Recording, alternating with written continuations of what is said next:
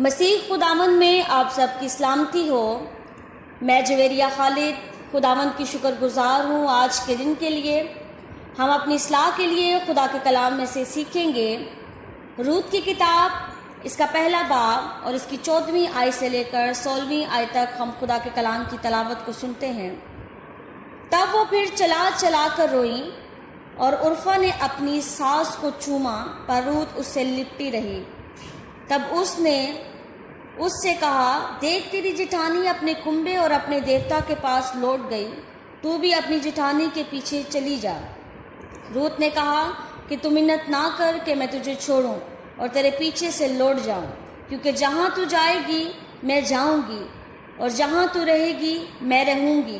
تیرے لوگ میرے لوگ اور تیرا خدا میرا خدا ہوگا۔ آج جب ہم نے ان حوالوں کا مطالعہ کیا تو یہاں پر ہمیں ایک بہت بہترین ریلیشن شپ دیکھنے کو ملتا ہے، ایک ساس اور ایک بہو کا۔ ایک وفاداری ملتی ہے، ایک رسپیکٹ ملتی ہے اور ایک فکر مندی ملتی ہے جو روت کو اپنی ساس کے متعلقہ ہو رہی تھی۔ ہم دیکھتے ہیں کہ جب نومی اپنے اس شہر کو جو کہ یہودا ہے اس کو چھوڑ کر مواب کے اندر آتی ہے، وہاں پر وہ اپنے بیٹوں کی شادیاں کرتی ہے، لیکن ایک ایسا وقت آتا ہے کہ اس کے بیٹے وہاں پر وفات پا جاتے ہیں۔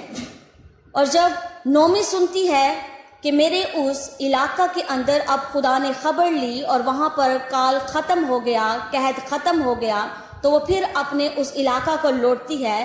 لوٹنے سے پہلے وہ اپنی بہوؤں کے سامنے ایک بات کو رکھتی ہے کہ تم لوگ ابھی جوان ہو، تم اپنے اسی ملک میں یعنی مواب کے اندر رہو اور اپنے گھر کو لوٹ جاؤ اور شادیاں کرو اور اپنے دیوتوں کے پھر جا کر اسی طرح رسم و رواج کرو۔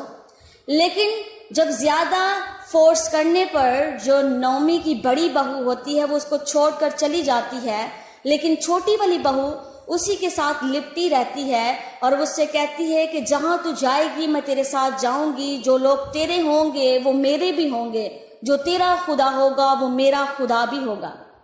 ہمیں یہاں پر ایک وفاداری ملتی ہے کہ کس طرح روت اپنی ساس کے ساتھ وفاداری سے لپٹی ہوئی ہے۔ وہ رسپیکٹ، وہ محبت ہمیں یہاں پر دیکھنے کو ملتی ہے۔